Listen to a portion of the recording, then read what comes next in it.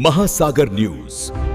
माझी जीभ छाटल्याने जर अमेरिकन डील कॅन्सल होत असेल, माझी जीभ छाटल्याने जर कर्जमाफी होत असेल, माझी जीभ छाटल्याने जर शेतकऱ्यांना शेतमालाला भाव मिळत असेल, तर जरूर माझी जीभ छाटा।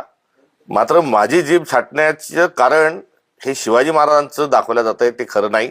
शिवाजी महाराज हा आमचा स्वाभिमान आहे, त्यांचं कार्य अद्भुत आहे, याचा वारंवार मी उल्लेख अत्यंत जबाबदारीने गौरवपूर्ण स्वरूपामध्ये करत आहेत। मुळात भारतामध्ये, महाराष्ट्रामध्ये गावागावांमध्ये गुन्ह्या गोविंदान राहावं, कुठेही जातीवर धर्मावर वाद होऊ नये, या पार्श्वभूमीवर माझं केलेलं हे वक्तव्य होतं। आणि या वक्तव्याला जातीय रंग देऊन महाराष्ट्रामध्ये दंगल पेटवण्याचं काम हे देवेंद्र फडणवीस करत आहेत की छत्रपती शिवरायांची आणि टिपू सुलतान यांची तुलनाच होऊ शकत नाही। मात्र हर्षवर्धन सपकाळांनी आयतं कोलीत दिलंय भाजपला। तुलना करण्याचा प्रश्नच उद्भवत नाही। छत्रपती शिवाजी महाराज यांचं कार्य जे आहे हे अलौकिक आहे, अद्वितीय आहे आणि त्याचा सार्थ अभिमान आम्हाला आहे। मी जे वक्तव्य केलंच नाही ते वक्तव्य भारतीय जनता पक्ष गोबेल्स नीतीच्या माध्यमातून वारंवार माझ्या तोंडी घालण्याचा प्रयत्न करीत आहे। तुम्हाला या वक्तव्यामुळे काही धमक्याही आल्याचं तुम्ही मगाशी म्हटलंय, नेमकी काय पार्श्वभूमी आहे? धमक्या आल्या, तुम्ही संरक्षण मागणार? धमक्या ह्या व्यक्तिगत स्वरूपाच्या, सार्वजनिक स्वरूपाच्या आल्या। जीभ छाटून 10 लाख रुपये बक्षीस ठेवण्यापर्यंत देखील आता ही मजल गेलेली आहे। थोडक्यात देवेंद्र फडणवीसांना महाराष्ट्राचा तालिबान करायचा आहे, कारण संविधानाच्या राज्यात स्वराज्याच्या एकंदरीत विचारामध्ये अशा धमक्यांना कुठेही थारा नसतो।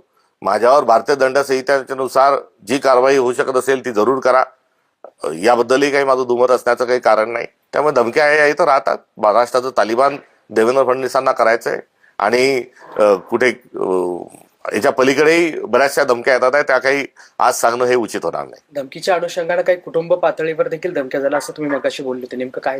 हो, एकंदरीत परिवारातील सर्व सदस्यांना, मुलांना, मुलीला देखील अत्यंत खालच्या पातळीवर त्यांना मेसेज येत आहेत, त्यांना टॅग करून त्यांच्या सोशल मीडियाच्या माध्यमातून त्यांना देखील अश्लील त्यांच्याशी बोलल्या जात आहे।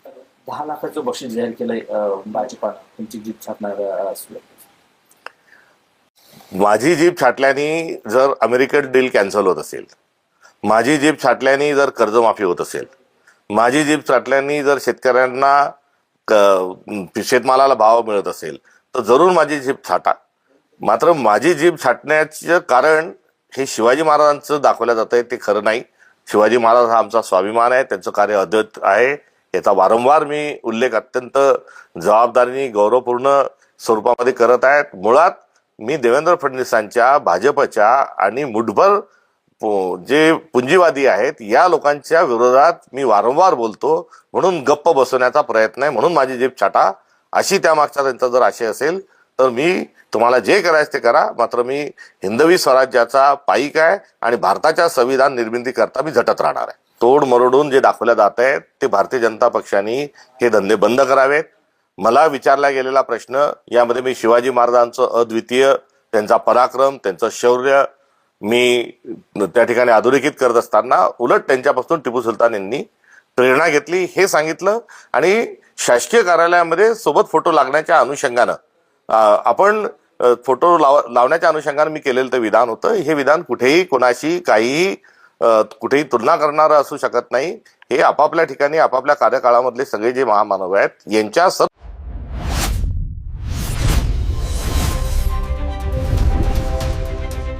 महासागर न्यूज।